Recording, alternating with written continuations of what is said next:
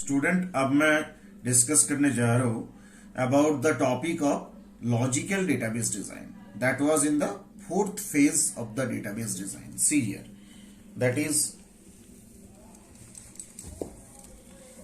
Logical database design, right? The logical database design, we can define that as the process like following ways. Suppose इसमें कुछ processes होंगे. First of all, we will have to create a conceptual scheme, right? तो creating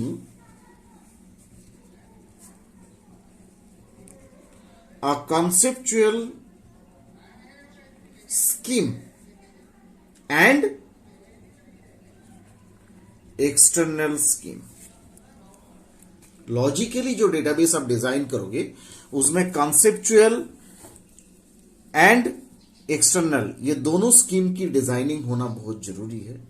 जो design कैसे होंगे, high level data model को utilise करके आपका, right? And that data model will be selected and those DBMS will be designed, and after designing the DBMS we will draw the ER diagram for that, right? So this is the important part where logical database design will have to first of all creating the conceptual scheme as well as external scheme. Now the second one is organizing the data field into non-redundant grouping. Organizing the data fields into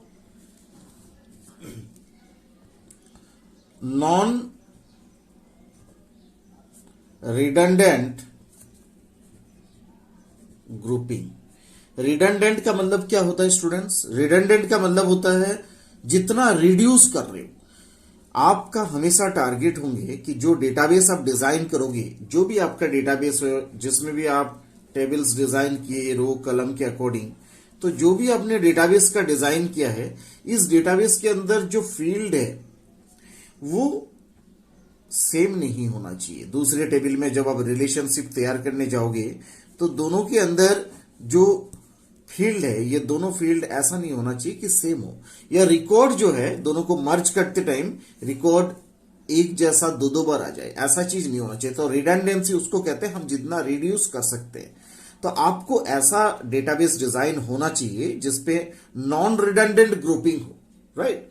उस condition के लिए आपको logical database का require होता है. Logical database में non redundancy रहता है, मतलब रिडंडेंसी खत्म हो जाती है, right? And the third one is considering a model of information, considering a model of information used in an enterprise, based on the specific data model.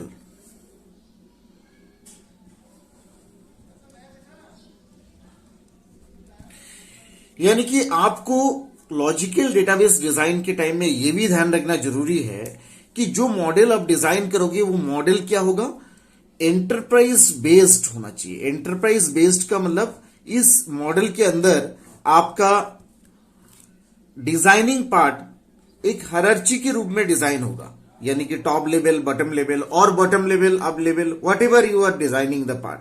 तो that is the logical database design का part है. ये अपने को ध्यान में रखें. In logical database design conceptual data model is translated into internal data model which is called the relations. Whenever conceptual data model को आप रिलेशनल डेटा मॉडल में ट्रांसफर करो, मतलब इंटरनल डेटा मॉडल में ट्रांसफर करोगे, then that is called as the relation. And then detailed review of the transaction, या आपका जो भी डेटा एक जगह से दूसरी जगह ट्रांजैक्ट हो रहे हैं, आइदर ट्रांजैक्शन और रिपोर्ट, जो डेटा को आप एक जगह से दूसरी जगह तक रिपोर्ट के तौर पे भेज रहे हो, या क्वेरीज जैसे मान लीजिए आपका एसक्यूएल की जो भी क्वेरीज है जो परफॉर्म हो रहे, फाइनली कंबाइंड, उन सारी चीजों को आप एक साथ जोड़ेंगे and reconcile that data specifications are transformed into basic atomic elements, right?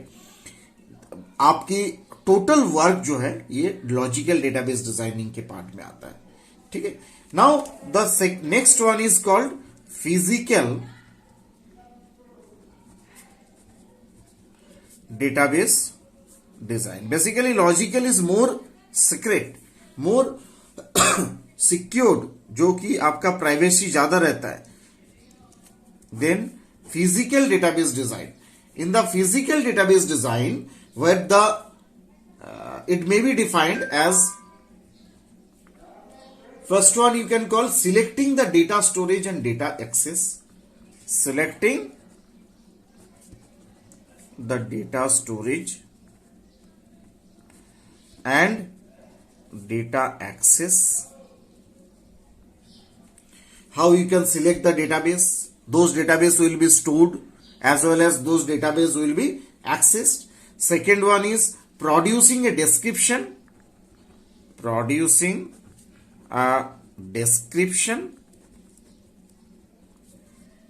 and implementation of the database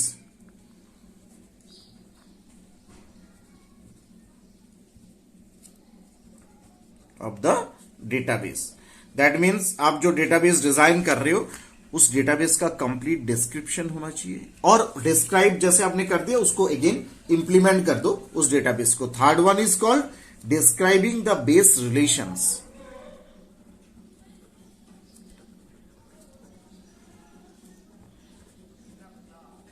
describe the base relations like file organization।